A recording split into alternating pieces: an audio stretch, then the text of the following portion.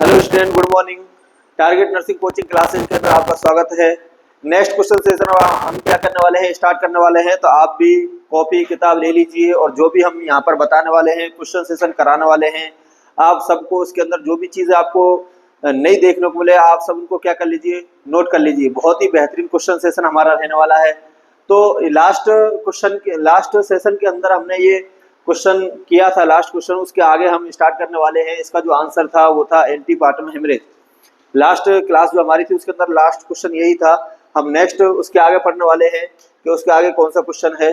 तो the question है the amount of blood loss after labour which could be term as postpartum haemorrhage is. यहाँ पर पूछा गया है कि the amount of blood loss, किसके बारे में पूछा गया है, ब्लड लॉस के बारे में पूछा गया है। कब? पोस्टपार्टम हेमरेज, डिलीवरी के बाद जो ब्लड का लॉस होता है उसके अंदर जो टर्म है उसको पोस्टपार्टम हेमरेज हम कब बोलते हैं। तो उसकी बहुत सारी कहानियां हैं जिसको हम समझते हैं। एम्स के अंदर भी क्वेश्चन वहां से पूछे गए थे। क्या पूछा जाता है? नॉर्मल, सबसे सिंपल अगर हम बात करें, किसकी बात करें हम, नॉर्मल अगर हम बात करें सबसे सिंपल कि अगर पोस्टपार्टम हेमरेज किसको बोलते हैं, तो जब भी ब्लड का लॉस नॉर्मल डिलीवरी के अंदर, किसके अंदर, नॉर्मल डिलीवरी के अंदर, ठीक है ना, 500 ml से ज्यादा ब्लड का लॉस होता है, उसको हम क्या बोलते हैं, पोस्टपार्टम हेमरेज। क्या बोलते हैं उसको? पोस्टपार्टम हेमरेज बोलते हैं। और यहाँ पर अगर हम देखें तो यहाँ पर हमारा जो आंसर रहने वाला है वो है 500 ml। क्या आंसर रहने वाला है? 500 ml हमारा आंसर रहने वाला है कि पोस्टपार्टम हेमरेज के अंदर ब्लड का लॉस होता है वो कितना होता है, 500 ml, तब हम उसको पोस्टपार्टम बोलते हैं। ठीक है ना। आगे हम बोलते हैं कि अगर सीएस किया है, अगर कौन सी डिलीवरी की गई है, अगर सीएस परफॉर्म किया गया है, सिजेरियन सेक्शन किया गया है, ऑपरेशन के द्वारा डिलीवरी की गई है, तो हम फिर ऐड करते हैं 1000 ml पर। कितने पर ऐड करते हैं? 1000 ml पर ऐड करते हैं। और अगर हिस्टेरेक्टोमी परफॉर्म की गई है, क्या परफॉर्म की गई है? हिस्टेरेक्टोमी। हिस्टेरेक्टोमी का मतलब होता है रिमूवल ऑफ यूट्रस। किसको रिमूव कर दिया गया है? यूट्रस को अगर रिमूव किया है तो हम काउंट करते हैं 1500 ml पर। किसको काउंट करते हैं हम? पीपीएच को काउंट करते हैं।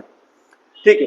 नेक्स्ट और बात करते हैं हम पीपीएच के बारे में, और क्या होता है। ठीक है, पोस्टपार्टम हेमरेज के बारे में और बात करें तो नेक्स्ट और अगर हम बात करें पीपीएच के बारे में तो और क्या होता है यहाँ पर न्यू गाइडलाइन के अकॉर्डिंग। तो आप देखना हॉस्पिटल एम्स के अंदर, किसके अंदर, एम्स के अंदर अलग अलग तरीके से पीपीएच के बारे में क्वेश्चन पूछा जाता है। ठीक है ना।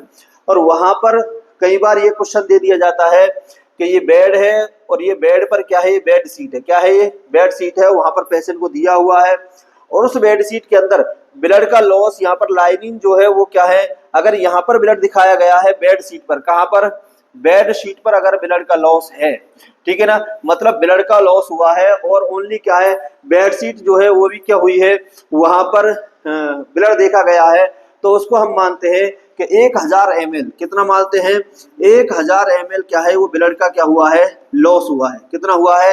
1000 ml ब्लड का लॉस हुआ है। ठीक है ना। नेक्स्ट बात करते हो, कई बार देखा गया है कि अगर ये जो ब्लड है, अगर ये जो ब्लड है वो बेड से कहाँ आ जाए, नीचे फर्श पर इतना ब्लड का लॉस हो कि बेड जो है वो, जो बेड से जो ब्लड है वो कहाँ आ जाए, फर्श पर आ जाए।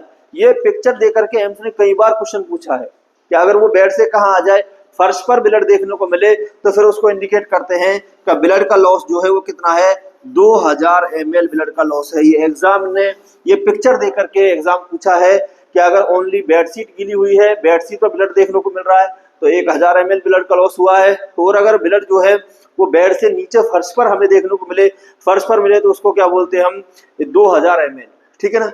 नेक्स्ट बात करते हैं, और पूछा गया है, एक बार पूछा गया है कि फुल्ली जो किडनी ट्रे है, किसकी बात करें हम, किडनी ट्रे जो है वो फुल्ली भर गई है, किससे, ब्लड से, तो फिर हम इसमें इंडिकेट करते हैं 500 ml ब्लड को। किसको मानते हैं वहां पर, 500 ml ब्लड को हम किडनी ट्रे के अंदर मानते हैं। ठीक है ना। और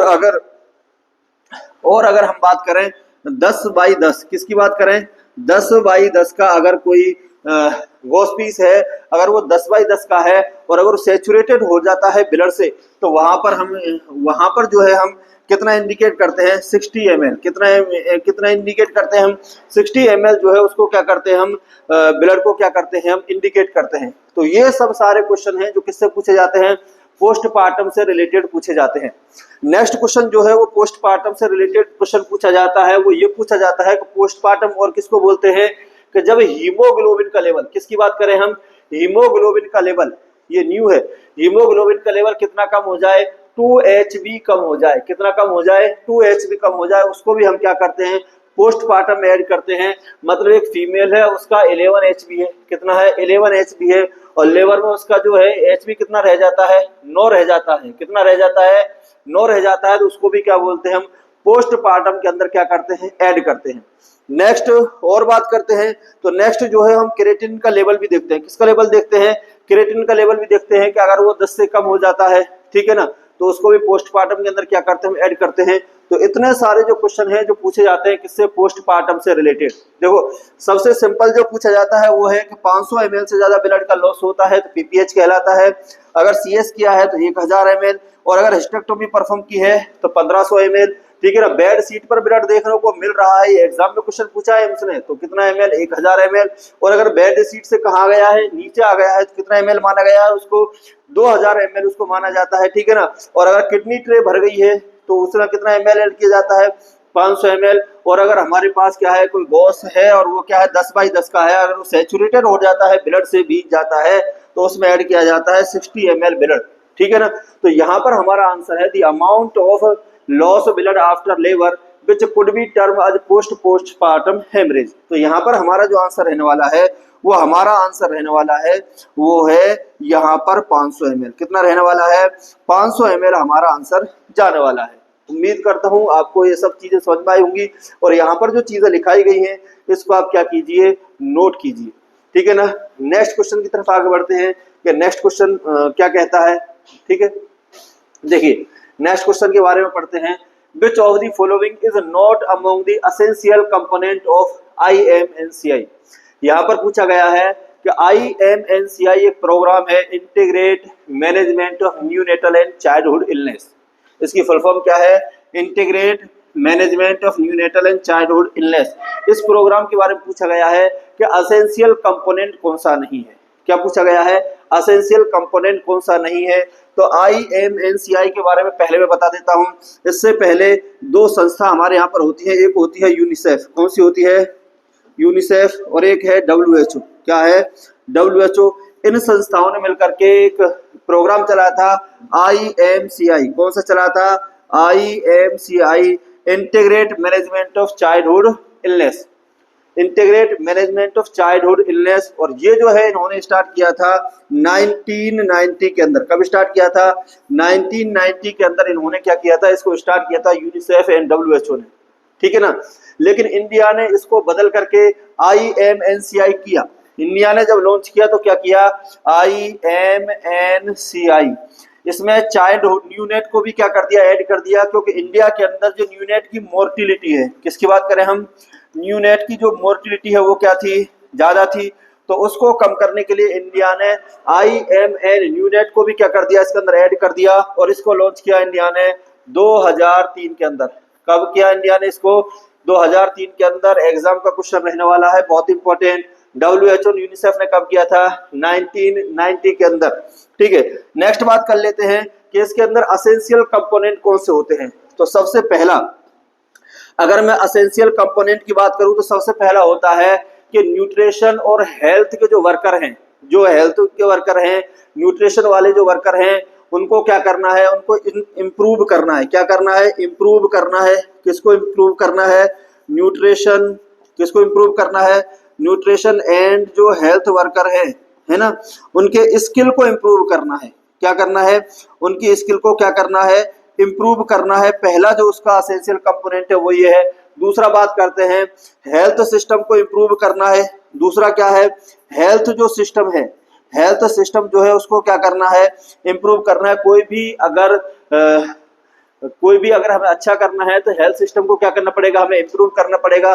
और तीसरा है improve family and community practice. तीसरा क्या करना है, फैमिली एंड कम्युनिटी जो प्रैक्टिस है, क्या है, फैमिली और कम्युनिटी जो प्रैक्टिस है उसको क्या करना है, इम्प्रूव करना है। क्या करना है, उसको इम्प्रूव करना है। तो 3 असेंशियल इसके कंपोनेंट है। न्यूट्रिशन और हेल्थ स्कूल को क्या करना है, इम्प्रूव करना है। हेल्थ सिस्टम को इम्प्रूव करना है। फैमिली और कम्युनिटी, फैमिली और कम्युनिटी के अंदर जो क्या है प्रैक्टिस है उसको क्या करना है, प्रैक्टिस को क्या करना है, हमें इम्प्रूव करना है। ठीक है ना। तो क्या नहीं है, तो यहाँ पर पूछा गया है essential component of INCI integrate childhood illness. Essential क्या क्या है, तो पहला क्या है, इम्प्रूव एंटीनेटल केयर। पहला क्या है, इम्प्रूव एंटीनेटल केयर, ऐसा नहीं है। Improve health and nutrition worker skill, बिल्कुल ये सही है। इम्प्रूव हेल्थ सिस्टम, इसको भी करना है। Improve family and community practice, इसको भी करना है। तो ये तीनों जो है वो किसके अंदर आते हैं, ये इंटीग्रेटेड चाइल्डहुड इलनेस के अंदर आते हैं। अगर नहीं आता है तो कौन सा आता है, इम्प्रूव एंटीनेटल केयर। कौन सा नहीं आता है, इम्प्रूव एंटीनेटल केयर जो है वो IMNCI जो प्रोग्राम है इसके अंदर नहीं आता है। बहुत सारे क्वेश्चन हैं जो इससे बनते हैं, उम्मीद करता हूँ आपको समझ में आए होंगे। आपको याद रखने हैं कि पहला क्या है, हेल्थ एंड न्यूट्रिशन स्किल को इम्प्रूव करना है, हेल्थ सिस्टम को इम्प्रूव करना है, फैमिली एंड कम्युनिटी। ठीक है ना। सबसे पहले इसको लॉन्च किया था यूनिसेफ एंड WHO ने 1990 के अंदर। IMNCI इंडिया ने कब लॉन्च किया है, 2003 के अंदर, और इसके अंदर न्यूनेटल को क्या कर दिया है, ऐड कर दिया है। ठीक है, चलो नेक्स्ट क्वेश्चन की तरफ आगे बढ़ते हैं।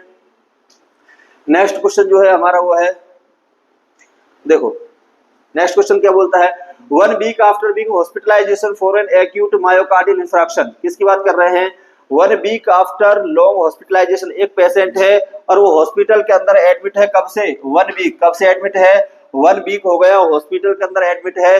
बीमारी किसको लेकर के आया था, एक्यूट मायोकार्डियल इंफ्रैक्शन किसको लेकर के आया था, एक्यूट मायोकार्डियल इंफ्रैक्शन बीमारी को लेकर के आया था। एंड पेन और ए पेशेंट रिपोर्ट, अब एक हफ्ते के बाद वो पेशेंट जो है वो रिपोर्ट कर रहा है कि उसको क्या है, लॉस ऑफ एपेटाइट। किसको रिपोर्ट कर रहा है, कि उसको भूख नहीं लग रही। एंड फेसिलिंग नोजिया, और उसको कैसा लग रहा है, नोजिया जैसा लग रहा है। विच of the following prescribed medication next dose should be withheld. तो हम नेक्स्ट डोज जो है वो किसको क्या करेंगे, हम होल्ड करेंगे। एक पेशेंट है हॉस्पिटल के अंदर, एक वीक से एडमिट है, और हॉस्पिटल के अंदर बीमारी किसको लेकर के आया था, एक्यूट मायोकार्डियल इंफ्रैक्शन को लेकर के एडमिट हुआ था। अभी उसको क्या है, वो शिकायत कर रहा है कि मुझे भूख नहीं लग रही, ठीक है ना, मुझे नोसिया जैसी शिकायत देखने को मिल रही है। ठीक है ना।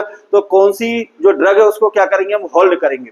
तो सबसे पहले हम बात कर लेते हैं, यहाँ पर पहला लिखा है डिगॉक्सिन, दूसरा लिखा है फ्रूसामाइड। फ्रूसामाइड से हम बात करते हैं, किसके बारे में बात करते हैं, फ्रूसामाइड ड्रग के बारे में अगर हम बात करें तो फ्रूसामाइड जो होती है ये डायूरेटिक ड्रग है। कैसी ड्रग है ये, डायूरेटिक ड्रग है।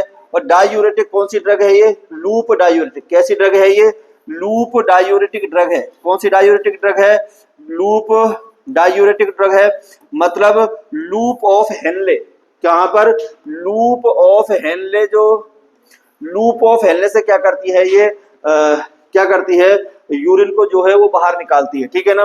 तो लूप डायूरेटिक ड्रग है फ्रूसामाइड। ठीक है ना। दूसरा बात करते हैं प्रोपोनोलोल। ठीक है ना, एंटी हाइपरटेंसिव ड्रग है। कौन सी ड्रग है, एंटी हाइपरटेंसिव ड्रग है। कौन सी ड्रग है, एंटी हाइपरटेंसिव ड्रग जो है वो क्या है, प्रोपेनोलोल। ठीक है ना। नेक्स्ट बात करते हैं स्पाइरोनोलैक्टोन। स्पाइरोनोलैक्टोन जो है ये भी क्या है, एंटी डायूरेटिक ड्रग है। कैसी ड्रग है, एंटी डायूरेटिक ड्रग है। और इसके अंदर क्या होता है, इसके अंदर क्या होता है, ये पोटेशियम स्पेयरिंग डायूरेटिक बोलते हैं। क्या बोलते हैं इसको, पोटेशियम स्पेयरिंग डायूरेटिक। किसी व्यक्ति के अंदर पोटेशियम की क्या है, कमी है, पोटेशियम की, किसी व्यक्ति के अंदर अगर पोटेशियम की कमी है, तो पोटेशियम की कमी है उस व्यक्ति को अगर डायूरेटिक देनी है तो कौन सी देते हैं हम, स्पाइरोनोलैक्टोन देते हैं, ताकि पोटेशियम को बाहर बॉडी से नहीं जाने देते यूरिन के थ्रू। ठीक है ना। अब बात करते हैं डिगॉक्सिन। किसकी बात करते हैं, डिगॉक्सिन के बारे में हम बात कर लेते हैं कि डिगॉक्सिन कौन सी ड्रग है।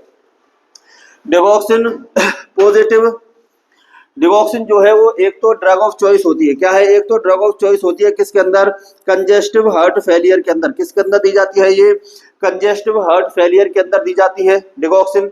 डिगॉक्सिन के अर्ली सिम्टम की अगर हम बात करें, डिगॉक्सिन अगर किसी को दे रहे हैं तो उस व्यक्ति के अंदर अगर अर्ली सिम्टम हमें देखने को मिलेंगे तो वो क्या होते हैं, हमें नोजिया क्या देखने को मिलेंगे, हमें नोजिया देखने को मिलेगी। और क्या देखने को मिलेगा, हमें वॉमिटिंग हमें जो है देखने को मिलती है। क्योंकि डिगॉक्सिन जो है वो क्या करती है, डिगॉक्सिन के बारे में और मैं बताऊं तो डिगॉक्सिन जो है ये क्या करती है, calcium and potassium, calcium and potassium जो है इनके चैनल को क्या कर देती है, ये ब्लॉक कर देती है। क्या कर देती है, ब्लॉक कर देती है, ठीक है ना। जिसकी वजह से जो जब भी हम डिगॉक्सिन देंगे पेशेंट के अंदर हाइपोकैलेमिया, कौन सी कंडीशन डेवलप हो जाएगी पेशेंट के अंदर, हाइपोकैलेमिया की कंडीशन क्या हो जाती है, डेवलप हो जाती है, ठीक है ना।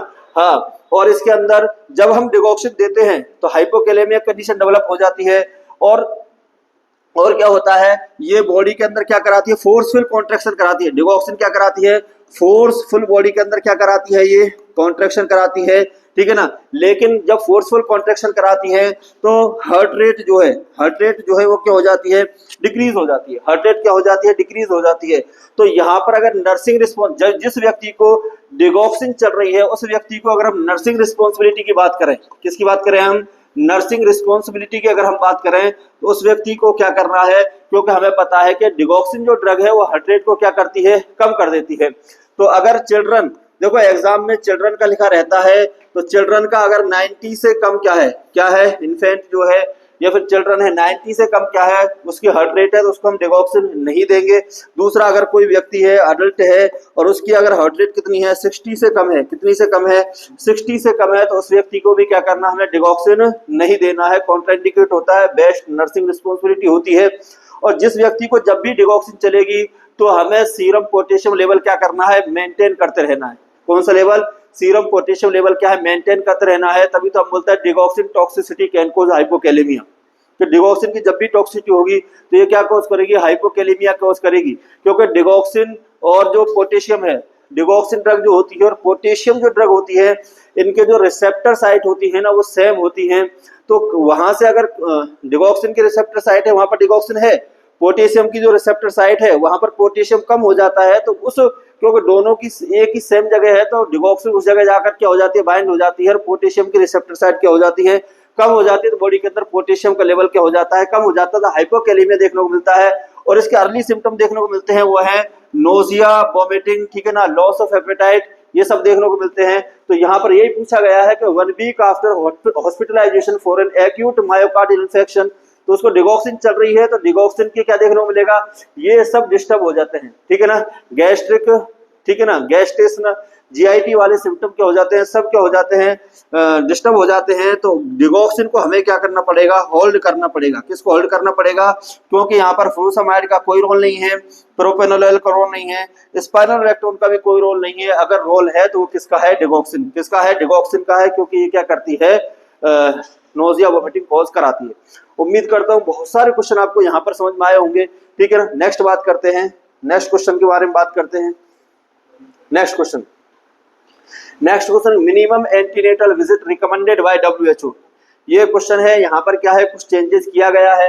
पहले मिनिमम जो विजिट होती थी, पहले हम मिनिमम विजिट में अगर हम करें तो हम क्या करते थे, 4 करते थे, लेकिन WHO किसके अनुसार, WHO के अनुसार अगर जो मिनिमम विजिट है, क्या है, मिनिमम विजिट जो है, एंटीनेटल मिनिमम विजिट जो है, याद रखना वो कितनी हो गई है, 8। इसको अपडेट कर दिया गया है, मिनिमम विजिट कितनी हो गई है, 8 मिनिमम विजिट हो गई है।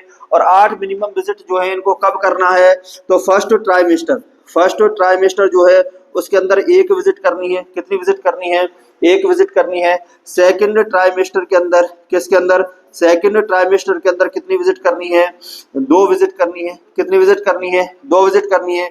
और थर्ड ट्राइमेस्टर जो होता है प्रेगनेंसी का, उसके अंदर आपको 5 विजिट करनी है। तो टोटल कितनी विजिट है, मिनिमम WHO के अनुसार आपको जो विजिट करनी है वो कितनी करनी है, 8 विजिट करनी है। कितनी करनी है, 8 विजिट करनी है। तो यहाँ पर हमारा जो आंसर रहने वाला है वो क्या है, हमारा 8 आंसर रहने वाला है। उम्मीद करता हूँ बहुत सारे बच्चे इसको आंसर कर रहे होंगे, 4 आंसर रहने वाला है। ऐसा नहीं है, आंसर जो रहने वाला है वो कौन सा है, 8 आंसर जो है हमारा इसके अंदर रहने वाला है। ठीक है, चलो नेक्स्ट क्वेश्चन की तरफ आगे बढ़ते हैं कि नेक्स्ट क्वेश्चन क्या बोल रहा है। Tissue plasminogen activator is to be administered to an patient in the trauma, ये क्या लिखा है, trauma and emergency unit, which of the following is priority action. यहाँ पर पूछा गया है, किसके बारे में पूछा गया है, TPA के बारे में। किसके बारे में पूछा गया है, TPA के बारे में पूछा गया है। TPA क्या होता है, टिश्यू प्लाज्मिनेशन एक्टिवेटर, ठीक है ना। ये स्ट्रोक वाले पेशेंट को दिया जाता है। किसको दिया जाता है, स्ट्रोक वाले पेशेंट को दिया जाता है, ठीक है ना। जो क्लॉट हो जाता है, क्या हो जाता है, क्लॉट हो जाता है, उस क्लॉट को खत्म करने के लिए क्या देते हैं हम, टिश्यू प्लाज्मिनोजन एक्टिवेटर देते हैं, क्लॉट को खत्म करने के लिए ब्लड वेसल्स के अंदर, ठीक है ना। तो यहाँ पर tissue plasminogen activator 2 is to be administered, एक पेशेंट को एडमिट किया गया है, जो पेशेंट क्या था, ट्रोमा का पेशेंट है, इमरजेंसी यूनिट के अंदर एडमिट हुआ है, ठीक है ना। तो हमें क्या देखना है, tissue plasminogen, check apical pulse, check apical pulse हमें नहीं करनी है। चेक एपिकल पल्स हम चेक करते हैं जब हम पेशेंट को क्या देते हैं, डिगॉक्सिन देते हैं। क्या देते हैं, जब हम पेशेंट को डिगॉक्सिन देते हैं, जब हमें एपिकल पल्स जो है वो चेक करनी होती है पूरी 1 मिनट। कितनी चेक करनी होती है, हमें पूरी 1 मिनट चेक करनी होती है, ठीक है ना। Check serum electrolyte, check serum electrolyte, check serum electrolyte नहीं, इलेक्ट्रोलाइट क्यों चेक करेंगे, चेक साइन ऑफ ब्लीडिंग, क्या करेंगे हम, चेक साइन ऑफ ब्लीडिंग। देखो टिश्यू प्लाज्मिनोजन एक्टिवेटर के बारे में मैं आपको थोड़ा सा बता देता हूं कि टिश्यू प्लाज्मिनोजन एक्टिवेटर जो है ये क्या करता है, ठीक है ना। रिलीज कहां से होता है, एंडोथेलियल सेल। देखो टीपीए के बारे में अगर मैं बताऊं, टिश्यू प्लाज्मिनोजन एक्टिवेटर के बारे में अगर मैं आपको बताऊं, ठीक है ना, तो ये कहां से रिलीज होता है, एंडोथेलियल सेल। कहां से रिलीज होता है, एंडोथेलियल, एंडोथेलियल जो हमारी लाइनिंग होती है, क्या होती है, हमारी जो ब्लड वेसल्स होती हैं, उस ब्लड वेसल्स के अंदर सबसे अंदर वाली जो लाइन होती है एंडोथेलियल लाइन, या हम बोलते हैं टूनिका इंटीमा, ठीक है ना। वहां से क्या रिलीज होता है, टिश्यू प्लाज्मिनोजन एक्टिवेटर जो है वो क्या होता है, वहां से रिलीज होता है। और ये क्या करता है, ठीक है ना, ये क्या करता है हमारी बॉडी के अंदर, देखो क्लॉट को कम करता है। क्या करता है, ये क्लॉटिंग की जो प्रोसेस होती है उसको क्या कर देता है, ये रोक देता है। फिब्रिनोजन को फिब्रिन में कन्वर्ट नहीं होने देता है, ठीक है ना। फिब्रिनोजन को किस में कन्वर्ट नहीं होने देता है, फिब्रिन के अंदर, ठीक है ना। हाँ, और प्रोथ्रोम्बिन को थ्रोम्बिन में कन्वर्ट नहीं होने देता, जिसकी वजह से जो क्लॉटिंग की जो पूरी प्रोसेस है वो नहीं हो पाती है। और जब क्लॉटिंग की पूरी प्रोसेस नहीं हो पाएगी तो ब्लड क्लॉट नहीं होगा। उसी को क्या कर देता है, ये टीपीए रोक देता है। और जब ब्लड क्लॉटिंग की प्रोसेस पूरी नहीं होगी तो क्लॉटिंग नहीं होगी, और क्लॉटिंग नहीं होगी तो किसके चांसेस रह जाते हैं, ब्लीडिंग के चांसेस बढ़ जाते हैं। तो हमें इसके अंदर जो चेक करना है वो किसको चेक करना है, चेक साइन ऑफ ब्लीडिंग, क्योंकि क्लॉटिंग की प्रोसेस को क्या कर देता है, ये रोक देता है, जिससे क्लॉट नहीं जमेगा, और क्लॉट नहीं जमेगा तो ब्लीडिंग के चांस जो है वो क्या हो जाते हैं, बढ़ जाते हैं। तो ऐसा पेशेंट जिसमें टीपीए चल रहा है, टिश्यू प्लाज्मिनोजन एक्टिवेटर चल रहा है, ठीक है ना, उस पेशेंट के अंदर हमें चेक करते रहना है। साइन ऑफ ब्लीडिंग को क्या करना है, हमें चेक करना है। Check blood grouping and cross matching, blood group और क्रॉस मैचिंग की कोई इसके अंदर जरूरत नहीं है। तो यहाँ पर हमारा आंसर रहने वाला है वो है सी, आंसर जो है हमारा रहने वाला है, ठीक है। चलो नेक्स्ट क्वेश्चन की तरफ आगे बढ़ते हैं कि नेक्स्ट क्वेश्चन क्या है। नेक्स्ट क्वेश्चन के बारे में बात करते हैं। Which of the following is used to collect cervical smear, किसके बारे में बात कर रहे हैं हम, सर्वाइकल स्मीयर के बारे में। अगर हम समझे कि सर्वाइकल स्मीयर के बारे में अगर हम बात करें तो सर्वाइकल स्मीयर जो है, ठीक है ना, ये सीए सर्विक्स में चेक किया जाता है। किसमें चेक किया जाता है, CA cervix, carcinoma of cervix के अंदर, ठीक है ना। इसके अंदर क्या किया जाता है, टेस्ट किया जाता है, और टेस्ट का नाम है पेप स्मीयर टेस्ट। कौन सा टेस्ट होता है, पेप स्मीयर टेस्ट जो है वो क्या है, परफॉर्म किया जाता है, पेप स्मीयर टेस्ट, ठीक है ना। हाँ, और पेप स्मीयर टेस्ट जो है ये क्या है कि स्क्रीनिंग टेस्ट होता है। कैसा टेस्ट होता है, स्क्रीनिंग टेस्ट होता है कार्सिनोमा ऑफ सर्विस को चेक करने के लिए, ठीक है। अब उसको चेक करने के लिए, उस स्क्रीनिंग टेस्ट के लिए, पेप स्मीयर के लिए हम कौन सा इंस्ट्रूमेंट यूज करते हैं, ठीक है ना। तो देखो यहाँ पर हम बात कर लेते हैं। सबसे पहले यहाँ पर लिखा हुआ है कोल्पोस्कोप। किसके बारे में बात करते हैं, कोल्पोस्कोप के बारे में बात करें तो सर्विक्स और वेजाइना, किसकी बात करूं मैं, सर्विक्स और वेजाइना जो है, ठीक है ना, इनके लोअर पार्ट, किसके अंदर, इनके लोअर पार्ट, ठीक है ना। यहाँ पर एक चीज याद रखना, स्कोप का मतलब क्या होता है, देखो स्कोप होता है आपको देखना, स्कोप का मतलब क्या होता है, देखना, व्यू करना, ठीक है ना। तो स्कोप का मतलब क्या है, देखना, आप यहाँ पर चीजों को देखोगे, ठीक है ना। तो आप वेजाइना और सर्विक्स के जो लोअर पार्ट है वहां पर क्या करते हो, आप उनको विजुअलाइजेशन करते हो। क्या कर सकते हो, विजुअलाइजेशन करते हो, किससे, कोल्पोस्कोप से। वेजाइना स्कोप की बात करें तो यहाँ पर ओनली किसको देखना है, आप वेजाइना को विजुअलाइज कर सकते हैं, व्यू कर सकते हैं, देख सकते हैं, ठीक है ना। एरिज स्पोपुला, किसकी बात करें हम, एरिज स्पोपुला, स्कोपुला की बात करें। एरिज स्कोपुला जो है वो पेप स्मीयर के लिए क्या है, यूज होने वाला इंस्ट्रूमेंट है। किसकी बात करें हम, एरिज स्पोपुला की हम क्या करें, बात करें, ठीक है ना। तो यहाँ पर हमारा आंसर रहने वाला है वो है हमारा सी, आंसर यहाँ पर रहने वाला है। पाइपर फोर्सेप्स की अगर मैं बात करूं, किसकी बात करूं मैं, पाइपर फोर्सेप्स की अगर मैं बात करूं तो ये जब यूज किया जाता है, जब डिलीवरी जो होती है, क्या होती है, डिलीवरी जो होती है वहां पर जो प्रेजेंटिंग पार्ट है वो कौन सा देखने को मिलता है, हमें ब्रीच देखने को मिलता है। कौन सा देखने को मिलता है, ब्रीच प्रेजेंटिंग पार्ट हमें देखने को मिलता है। और उस ब्रीच के अंदर हमें क्या करना है, बच्चे की जो हेड की डिलीवरी करानी होती है वहां पर हमें पाइपर फोर्सेप्स क्या की जाती है, हमें यूज करनी होती है। उम्मीद करता हूँ सभी आपको समझ में आए होंगे। और यहाँ पर जो हमारा आंसर है वो रहने वाला है, यहाँ पर सी जो है हमारा आंसर यहाँ पर रहने वाला है। ठीक है ना। नेक्स्ट क्वेश्चन देखते हैं। नेक्स्ट क्वेश्चन इसको भी देख लेते हैं। False sensory perception in the absence of real external stimuli called. ठीक है ना। साइकोलॉजी का क्वेश्चन है। डीपर्सनलाइजेशन, हेलुसिनेशन, डेजा वू और इल्यूजन। ठीक है ना। बहुत ही अच्छा क्वेश्चन है कि फॉल्स परसेप्शन ऑफ स्टिमुलाई। तो यहाँ पर दो आती है, यहाँ पर जो डिजीज आती है दो आती है। एक आता है हेलुसिनेशन। कौन सा आता है, हेलुसिनेशन। ठीक है ना। और दूसरा आता है इल्यूजन। दोनों को मैं समझा देता हूं क्या है, फिर क्वेश्चन समझने में दिक्कत नहीं आएगी। हेलुसिनेशन का मतलब होता है कोई चीज हमारे सामने मौजूद नहीं है। जैसा कि मैं घर के अंदर सो रहा हूं और घर के अंदर सोने के बाद कोई भी स्टिमुलाई प्रेजेंट नहीं है, फिर भी मुझे लग रहा है कि किसी की आवाज आ रही है, किसी की बाहर से आवाज आए। मैं सो रहा हूं, मुझे सोते हुए किसी की आवाजें सुनाई देती हैं लेकिन कोई प्रेजेंट नहीं होता है, एक्सटर्नल स्टिमुलाई प्रेजेंट नहीं होती है, उसको क्या बोलते हैं हम, हेलुसिनेशन। तो एक्सटर्नल स्टिमुलाई किसकी बात करें हम, एक्सटर्नल स्टिमुलाई की बात करें तो वो प्रेजेंट नहीं होती है, प्रेजेंट नहीं होती है किसके अंदर, हेलुसिनेशन के अंदर। फिर भी हमें ऐसा लगता है कि कोई है। ठीक है ना। उसको क्या बोलते हैं हम, हेलुसिनेशन। और यहाँ पर एक्सटर्नल स्टिमुलाई जो है वो क्या होती है, प्रेजेंट होती है। जैसा कि रस्सी को सांप समझना, क्या करना, रस्सी को सांप समझना। अब भाई रस्सी तो है, एक्सटर्नल स्टिमुलाई प्रेजेंट है, लेकिन रस्सी को रस्सी नहीं समझ करके हम क्या कर रहे हैं, फॉल्स परसेप्शन कर रहे हैं। रस्सी को क्या करना, सांप समझना, वो क्या कहलाता है, इल्यूजन कहलाता है। क्या कहलाता है, इल्यूजन कहलाता है। ठीक है ना। और यहाँ पर ये लिखा है false sensory perception in the absence of real. यहाँ पर एब्सेंस, रियल स्टिमुलाई क्या है, एब्सेंस है। और रियल स्टिमुलाई जो है वो एब्सेंस होती है, वो किसके अंदर होती है, हेलुसिनेशन के अंदर होती है। किसके अंदर होती है, हेलुसिनेशन के अंदर होती है। अगर मैं डीजावू की बात करूं, डीजावू की बात करूं, एक होता है डीजावू, एक क्या होता है, डेजावू होता है, डेजावू। ठीक है ना। हाँ, डेजावू की अगर मैं बात करूं तो यहाँ पर ऐसा होता है, ठीक है ना, डेजावू के अंदर ऐसा होता है कि हमारा कोई हमारा कोई जानकार है और उसको भी क्या करना, ऐसा समझना कि ये कोई जानकार नहीं है। ठीक है ना।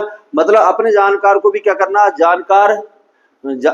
अपना कोई जानने वाला नहीं है, फिर भी ऐसा लगना कि ये मेरा जानने वाला है। डेजावू का मतलब होता है कोई हमारा जानने वाला है, ठीक है ना, और फिर कोई जानने वाला नहीं है, कभी उसको देखा नहीं, और फिर भी हम उसको देख करके बोल रहे हैं कि इसको तो मैंने कहीं देखा है, मेरा देखने वाला है। ठीक है ना। उसको होता है, उसको क्या बोलते हैं, डेजावू। एक होता है जेम्स वू, दूसरा कौन सा होता है, जेम्स वू। ठीक है ना। क्या होता है, जेम्स वू होता है। और जेम्स वू के अंदर क्या होता है, यहाँ पर याद रखना, अपने जान पहचान वाले, क्या करना, जान पहचान वाला व्यक्ति है उसको भी क्या समझना, अनजान समझ जाना, अनजान समझना। कोई अपना जान पहचान वाला है, खूब जानकारी है, और उसको देख करके क्या करना, उसको अनजान समझना, क्या कहलाता है, जेम्स वू कहलाता है। और कोई अपना, इसके अंदर क्या होता है, कोई अनजान व्यक्ति है, क्या है, कोई अनजान व्यक्ति है, और उसको ऐसा समझना कि इसको तो मैं जानता हूं, वो क्या कहलाता है, डेजावू कहलाता है। ठीक है ना। हाँ, इल्यूजन का मतलब हमने समझा है कि एक्सटर्नल स्टिमुलाई यहाँ पर क्या होती है, प्रेजेंट होती है। एक्सटर्नल स्टिमुलाई क्या होती है, यहाँ पर प्रेजेंट होती है। उम्मीद करता हूँ आपको समझ में आए होंगे। ठीक है ना। नेक्स्ट क्वेश्चन जो है वो हम कल से डील करेंगे, या आपके लिए मैं यहाँ पर दे रहा हूँ। ठीक है ना। कि इसका जवाब आपको क्या करना, हम नेक्स्ट क्वेश्चन सेशन यहीं से स्टार्ट करेंगे और आपको इसका जवाब देना है कमेंट सेक्शन के अंदर कि who lever guide the next generation partograph. देखो, देने से पहले याद रखना कौन सी जनरेशन का पूछा गया है, नेक्स्ट जनरेशन का पूछा गया है। Next generation partograph should be filled from, next generation का जो पार्टोग्राफ है उसको हम कब से भरना स्टार्ट करते हैं, इसका जवाब आपको कहाँ देना है, कमेंट सेक्शन के अंदर देना है। कहाँ पर देना है आपको, कमेंट सेक्शन के अंदर इसका जवाब देना है। और नेक्स्ट क्वेश्चन सेशन हम इसी क्वेश्चन सेशन से क्या करेंगे, हम स्टार्ट करेंगे। उम्मीद करता हूं कि आपको समझ में आए होंगे। इसी तरीके से आपको वीडियोस देखने के लिए टारगेट नर्सिंग कोचिंग क्लासेस का जो चैनल है यूट्यूब पर, आप उसको सब्सक्राइब कीजिए, लाइक कीजिए और शेयर कीजिए। हमारे यहाँ पर टारगेट नर्सिंग कोचिंग क्लासेस के अंदर मॉर्निंग बैच स्टार्ट है। जो भी स्टूडेंट अगर मॉर्निंग बैच ज्वाइन करना चाहता है तो नर्सिंग फाउंडेशन के लिए, तो मॉर्निंग बैच ज्वाइन कर सकता है। और इवनिंग में यहाँ पर पीएनएसटी का बैच भी क्या है स्टार्ट है, तो जो भी स्टूडेंट पीएनएसटी का बैच ज्वाइन करना चाहते हैं तो पीएनएसटी का बैच क्या कर सकते हैं, ज्वाइन कर सकते हैं। Thank you.